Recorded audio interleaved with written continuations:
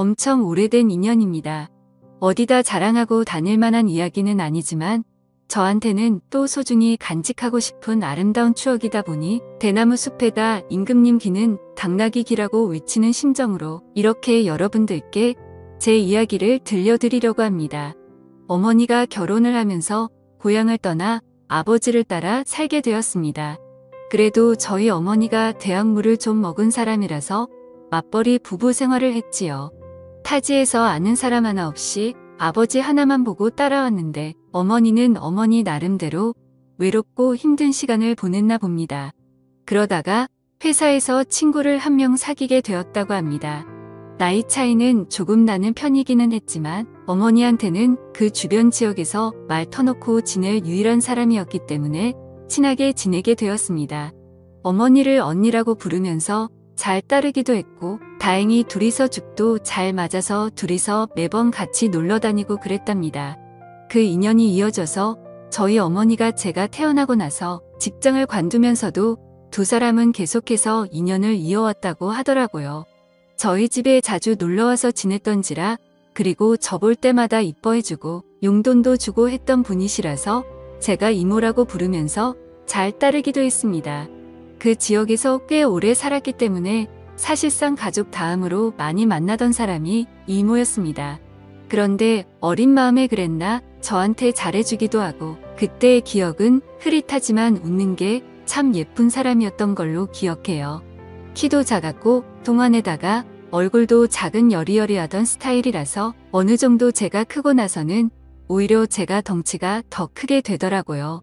제가 서울에 있는 대학교에 합격하면서 저희 아버지도 은퇴를 하시게 되었고 그렇게 저희는 온 가족이 삶의 터전을 서울로 옮겨가게 되었습니다. 서로 한국 땅 안에 있는데 못 만날 게 어딨냐며 어머니와 이모는 아쉬워하기도 했습니다. 하지만 무엇보다 제가 더 이상 엄마의 친구이자 이모라고 따르던 하지만 속으로는 내심 여자로서 좋아하고 있던 그녀와 떨어지게 되니 그 부분이 가장 아쉬웠습니다. 그녀 또한 제 손을 잡으면서 건강하게 잘 지내라면서 눈물까지 흘려줘 그날 그때의 얼굴이 아직도 기억에 선명하게 남아있습니다. 그 영향을 받아서 저는 지금도 솔직히 니시 혹은 연상 취향이 굳어지게 되었습니다. 그런데 연상이라는 게 사실 나이차가 한두 살 많은 연상을 말하는 게 아니기 때문에 젊을 때 연애를 하면서는 또래의 여자들과 연애를 하기는 했지만 무언가 저를 채우지 못하는 것이 있었지요. 아무튼 속으로 아쉬움은 많았지만 제 취향을 들킬 수 없어서 사실 그때는 주변 친구들도 여자 그룹 가수 누구 드라마에 나오는 주연급 누구 주인공 동생으로 나오는 누구 하면서 다들 연하나 동갑내기 여자들에게만 관심이 있다 보니 저는 선뜻 여자 주인공보다 여자 주인공 엄마로 나오는 사람이 더 예쁘지 않냐 하는 이야기를 꺼내기가 힘들었지요. 그래서 저도 남들하고 똑같이 나이 비슷한 직장인 여자친구를 만나게 되었습니다. 대학교 졸업할 때까지는 솔직히 별로 관심도 없었어서 연애를 하지 못했는데 오히려 그런 걸 보고 주변에서 오해들 하고 그러니 어쩔 수 없이 시작한 연애였어요. 그래도 첫 연애라고 내심 많이 좋아하기도 했고 마음도 많이 썼습니다. 하지만 최선을 다하긴 했지만 역시 중요한 순간에 커지질 않으니 한참 대인 나이인데도 두 사람의 연애 관계가 더 발전을 할 수는 없었지요. 그래도 그때 여자친구가 저를 많이 위해주고 기다려주고 어떻게는 일으켜보려고 이것저것 노력도 많이 했습니다. 도무지 그 여자친구한테 나는 나보다 나이가 많은 사람이 아니면 안 될 것 같다는 말을 꺼낼 수가 없었지요. 그 여자친구가 나쁘다고 생각하진 않습니다. 그녀도 사람인데 당연히 답답하고 힘들었겠지요. 결국 그녀는 저를 두고 다른 남자를 만나더라고요. 그런데 그 과정이 저에게는 그 사실을 숨기고 양다리를 걸치고 있던 거였어요. 그래서 그때 마음의 상처가 엄청나긴 했습니다. 저를 위해 그만큼 희생해준 좋은 사람이었던 여자친구가 나를 두고 어떻게 양다리를 걸칠 수가 있나 하는 배신감이 더 컸지요. 게다가 이러나 저러나 어쨌든 첫 여자친구였기에 여자친구의 바람에 저는 실이 빠지게 되었고 그때 카카오톡도 연락처도 핸드폰에 있던 모든 걸 지워버리고 한동안 방황을 하게 되었습니다. 그렇게 허송 세월을 보내다가 시간이 지나니까 해결이 되더라고요. 그리고 나서 다시 백업해둔 연락처를 정리하면서 카카오톡도 설치하고 정상적인 삶으로 되돌아갈 준비를 하고 있었습니다. 마지막 백업을 해둔 게 너무 오래 전이었어서 그동안의 친구 목록이 다 사라져 있었지요. 그런데 제 눈에 띄는 번호가 하나 있었으니 제가 대학 오면서 헤어지게 되었던 저에겐 첫사랑이나 마찬가지였던 이모의 번호였습니다. 10년 동안 같은 번호를 쓰고 있던 건지 카카오톡에 자동으로 친구 등록이 되면서 오랜만에 이모의 사진을 볼 수 있었습니다. 작은 핸드폰 화면에 작은 사진으로 보니 괜히 떨리더라고요.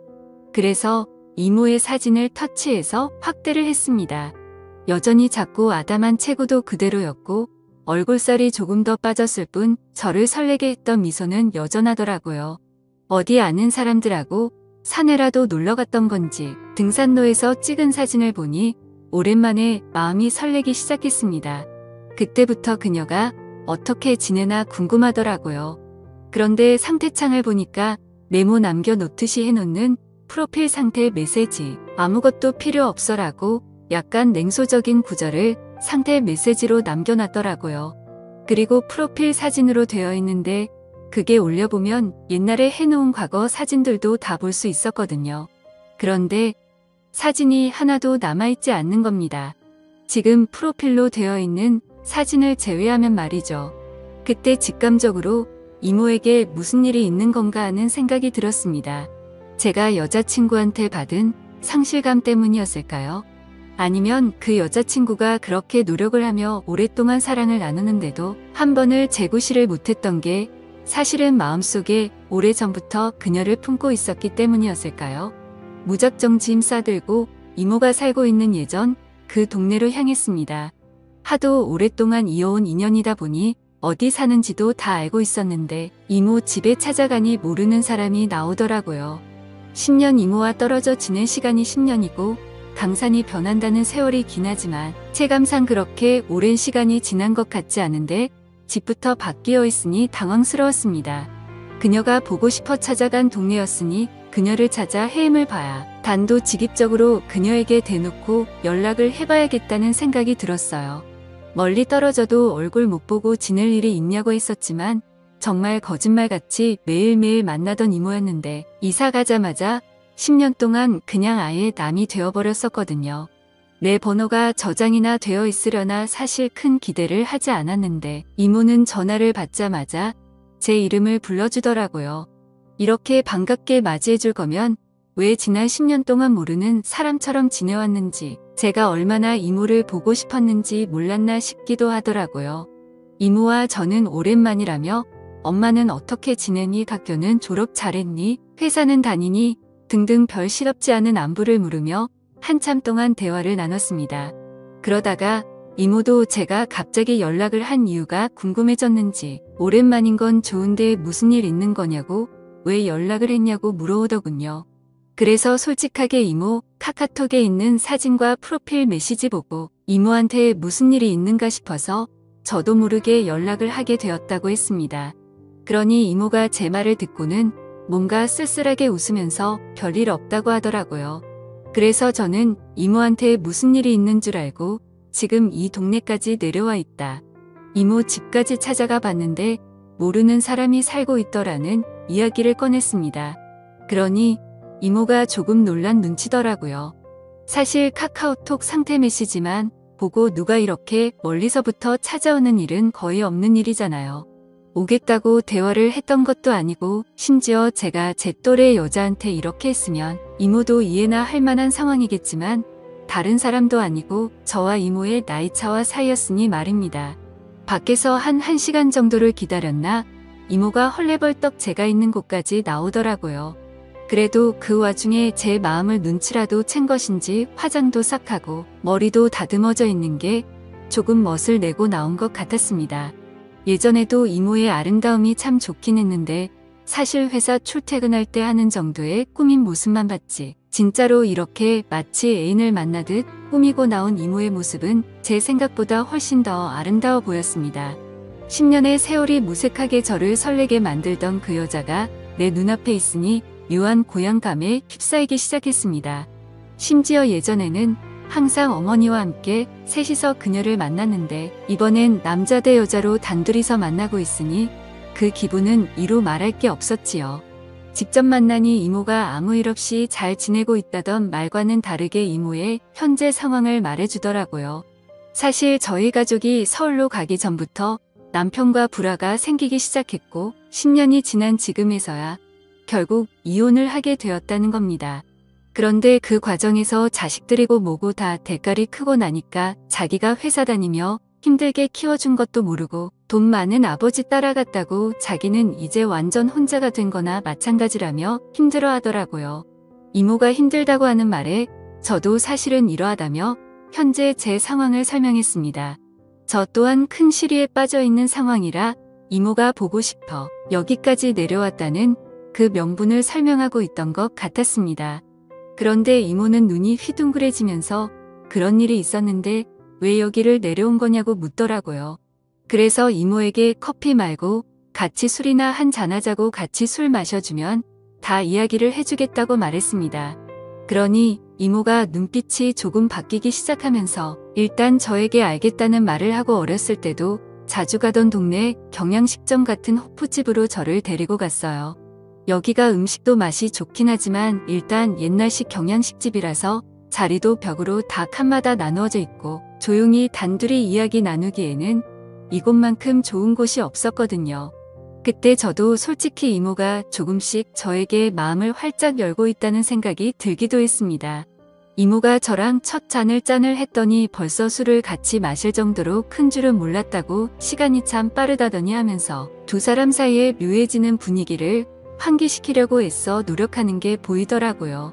술을 한두 잔 나누다가 저도 이모에게 제가 여자친구와 헤어졌던 이야기를 하면서 사실 여자친구 앞에서 내가 고개 숙인 남자일 수밖에 없던 이유와 노력을 해도 잘 해결되지 않았던 사실까지 낱낱이 말했습니다. 그리고 그 문제의 중심에는 항상 다른 사람도 아니고 이모가 있었다고요.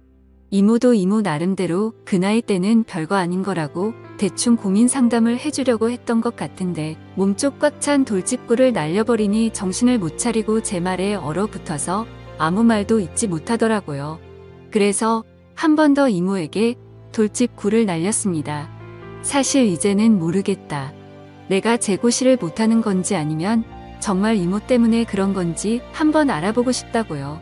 이게 해결이 되면 저도 앞으로 쟤한테 문제가 있는 게 아니라 억눌렸던 제 마음과 심리적인 요인을 알 수 있으니 저한테도 도움이 되지 않겠냐. 이모에 대한 걱정도 많았지만 나도 내 마음을 확실하게 정리를 하고 싶어서 찾아온 거다 하고 단도직입적으로 다른 게 아니고 이모를 원한다는 말을 건넸습니다.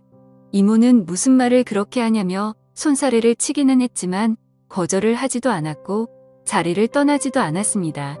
역시는 역시인가 술 앞에 장사가 없다더니 결국 이모도 이모 스스로 맨정신으로는 할 수 없겠다는 결론에 도달한 건지 나름 이건 우리가 암묵적인 동의를 하긴 했지만 실수나 마찬가지인 거라고 대의 명분을 만들려던 상황이었지요. 이모는 가족들과 떨어져 나와 혼자 지내고 있으니 집에 혼자서 지내고 있었어요. 집까지 데려다 달라는 이모의 말이 시간이 늦었으니까 자고 가라는 말이 앞으로 일어날 일에 대해서 의심을 넘어 확신이 되어가고 있는 상황이었습니다. 여자친구와 분위기도 많이 만들고 이런저런 시도는 많이 해봤지만 실제로는 단 한 번도 해본 적이 없으니 많이 긴장이 되기도 했습니다만 솔직히 걱정할 게 없었습니다. 이모가 알아서 잘해줄 거라는 생각이 들었거든요. 여자친구와 이런저런 시도를 할 때와는 전혀 달랐습니다. 이미 이모를 부축하고 이모의 집까지 가는 동안 저는 이미 준비가 되어 있었거든요. 저에게 있어서는 오래된 첫사랑이자 제 어머니에게는 둘도 없는 고향 친구 같은 사람이었습니다. 그 오묘하고 복잡한 인간관계 속에서 그 중심에 내가 있다니 오히려 그게 더욱더 저를 설레게 하더군요. 게다가 저는 이미 10년이 아니라 아마 철들었을 때부터 계속 이모를 제 곁에 두고 싶어 했었으니 말입니다. 다음날 아침이 돼서야 이모는 걱정이 되기 시작했나 봅니다. 실수라고 하기에는 이미 서로가 의도한 대로 되었다는 걸 알고 있기에 후회해도 이미 때는 늦은 상황이었으니 말입니다. 저도 직장인이기에 결국 주말을 보내고 나서 서울로 돌아가야 했습니다만 그녀의 매력에 첨벙 빠지고 말았습니다. 그녀도 은퇴를 한 상황인데 굳이 뭐하러 제가 매주 주말마다 지방까지 내려와야 하는지 싶어서 아예 그녀에게 생활 정리하고 서울로 올라오라고 제안을 했지요. 그녀는 저한테 버림받을까 두려움이 있었는지 주저하더라고요. 그래서 제가 그녀에게 다시 확신을 줬습니다. 당신은 내가 10년이 넘는 세월 만에 겨우 내 것으로 쟁취한 사람이라고 이제는 절대 놓치지 않을 거라고요. 제가 어머니한테 결혼하고 싶은 여자가 있다요. 그 자리에 이모를 데리고 나갔을 때 어머니는 뒷목을 잡고 쓰러질 뻔했습니다. 어차피 저는 취직 후에는 집에서 나와 혼자 살고 있었는데 집에서는 허락받지 못한 만남이기에 결국 이모와 둘이 살림을 합쳐서 지내게 되었지요. 언젠가는 부모님도 저와 이 이모의 사이를 인정해줄 그날이 올 거라고 믿어 의심치 않습니다. 그때까지는 좀 오랜 시간이 걸리겠지만 지금은 최선을 다해서 지금의 만족스러운 삶을 유지해 보려고 합니다. 오늘의 사연은 여기까지네요. 긴 사연 끝까지 들어주셔서 감사합니다.